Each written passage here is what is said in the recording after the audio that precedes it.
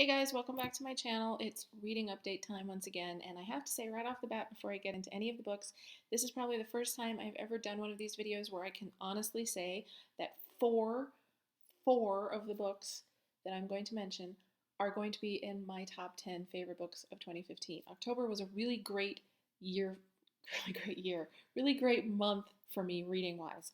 So yeah, I'm just going to get started. And the first book I read, or one of the first books I read, because I really don't remember what order I read these books in, but it is Furiously Happy by Jenny Lawson. This is a memoir slash biography slash collection of essays. She's also known as the Bloggess, and she has a very popular blog, and she's really active on Twitter and social media in general.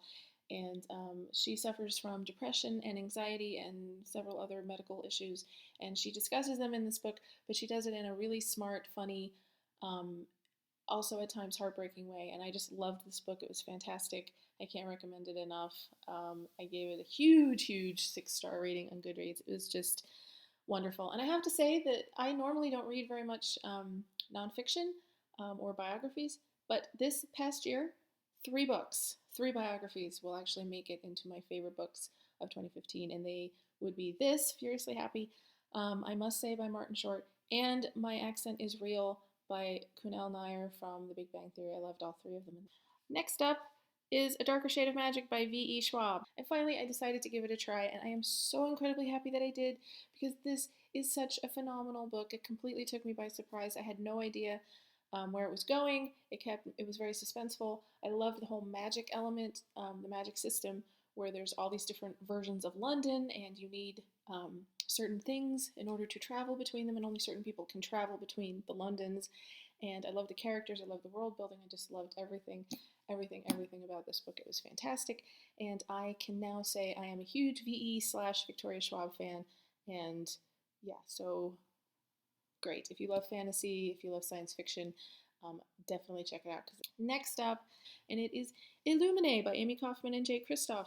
You guys probably have heard me just rhapsodize about this book because it's so brilliant. I read it in less than 24 hours, and you can't really see the cover because of the lighting, but it is told completely in documents and emails and journal entries and surveillance footage descriptions, and it is utterly and completely unique and brilliant, and it's set in outer space, and the 2 main characters are never in the actual same space as each other, but it doesn't take away from the brilliant storytelling.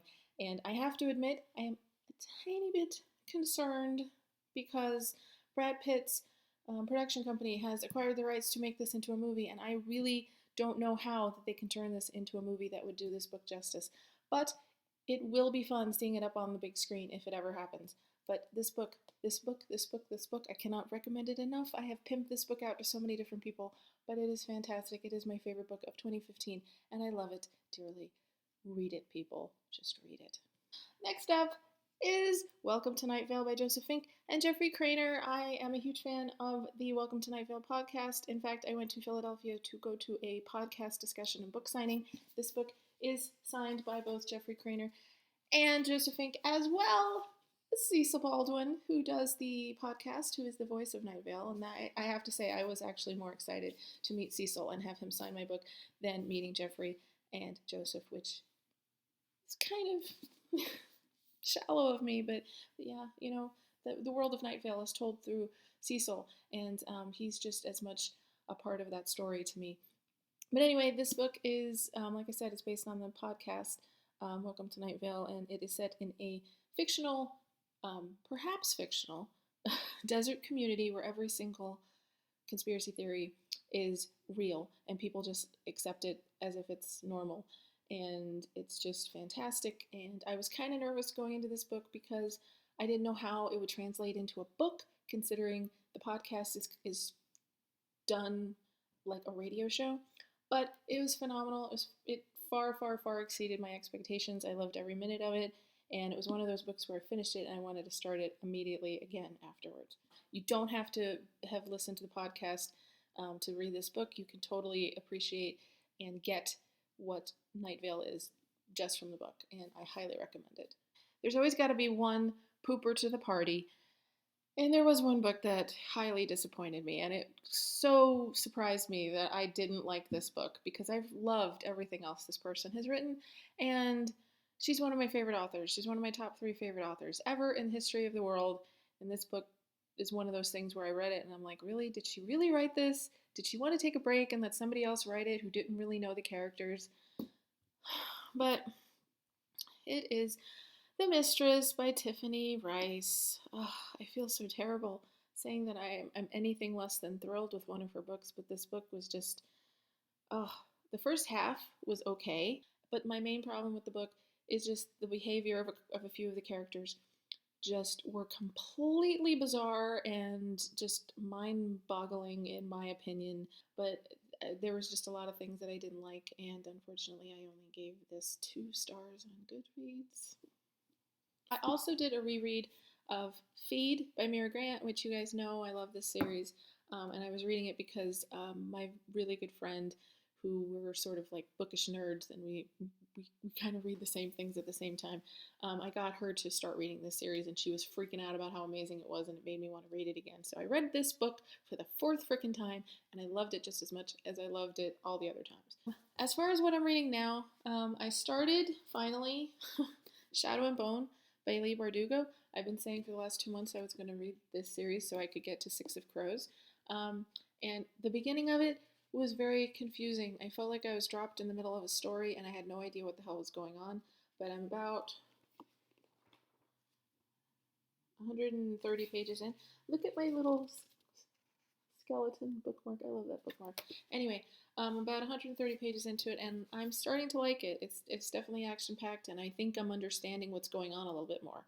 Um, I started reading The Saint, which is the next book after The Mistress, because I was just bound and determined to prove to myself that that was just a fluke, and that she is still the amazing, brilliant, fabulous, where that accent is coming from, author that I have loved for all of these years.